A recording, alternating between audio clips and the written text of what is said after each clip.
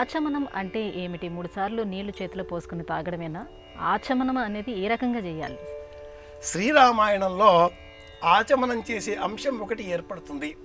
ఒక ఉద్దేశ్యపూర్వకంగా మన రామాయణాన్ని పరిశీలన చేస్తే క్రియాత్మకంగా కూడా రామచంద్రమూర్తి ఇన్ని ధర్మాలు ఆచరించి మనకు బోధించాడా అనే ఆశ్చర్యం కలగక మానదు. యుద్ధకాండలో రావణుని యొక్క అపూర్వమైన ఆ తేజస్సును చూచి నిత్యశివ పూజా దురంధరుడు ఆ రావణుడు అతడి వాడితో ఎలా యుద్ధం చేయడమా అనే చింతనలో ఉండేటటువంటి సమయంలో అగస్త్య మహర్షి విచ్చేసి రామచంద్రమూర్తికి ఆదిత్య హృదయం అనే మంత్రాన్ని బోధిస్తాడు. తతో యుద్ధ పరిశ్రాంతం సమరే చింతయా స్థితం. చింతనతో ఉన్నాడా రామచంద్రమూర్తి. ఆదిత్య హృదయం బోధించే సమయంలో త్రిరాచమ్య శుచిర్భూత్వా 3 సార్లు ఆచమనం చేసి ధనురాదాయమాప్నుత ధనుసు స్వీకరించి యుద్ధం చేశాడా రామచంద్రమూర్తి. విజయం పొందగలిగాడు. త్రిరాచమ్య త్రిరాచామేత్ దివిఃపరిముర్జ్య సకృతుపస్పృశ్య యశ్చిరశ్చక్షుషేనాసికే శ్రోత్రో అని చాలా సూత్రాలు ఈ విషయంలో చెప్పబడి ఉన్నాయి.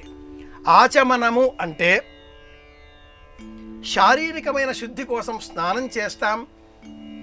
అంతఃశుద్ధి మానసికపరమైనటువంటి శుద్ధి కోసం అరచేతిలో నీరు పోసుకొని కేశవాయ స్వాహ, నారాయణాయ స్వాహ, మాధవాయ స్వాహ 3 సార్లు ఈ పేర్లు చెప్పి పుచ్చుకున్న తర్వాత గోవిందాయ నమః చేయి కడుక్కుంటూ ఉంటాం. ఇలా కేశవాయ స్వాహ, నారాయణాయ స్వాహ, శ్రీకృష్ణాయ నమః అని వరకు ఉండేటటువంటి 24 నామాలు అగ్ని పురాణములో ఉన్నాయి. ఈ నామాలు చెప్పి మనం చేసేటటువంటి ఆచమనానికి లౌకికాచమనము, పురాణాచమనము అని పేరు. శృత్యాచమనము, స్మృత్యాచమనము, పౌరాణికాచమనము, లౌకికాచమనము అని ఆచమనము 4 విధాలు. ప్రయాణంలో ఉన్నప్పుడు నీరు లేదు కదా, కేశవాయ స్వాహ నీరెలా లేవు కదా అనుకుంటే ఆ సమయంలో బొటనవేలు, మధ్యవేలు, ఉంగరం వేలు ఈ 3ంటికి ధేను ముద్ర అని పేరు. ఇలా ఈ ముద్రతో ఆచమనం చేసే సమయం ఏర్పడింది. సాయంత్రం సమయం అవుతున్నది. మనం ఏ ఫ్లైట్లోనో, బస్సులోనో, కార్యక్రమంలోనో వెళుతూ ఉన్నాం, తీరిక లేదు.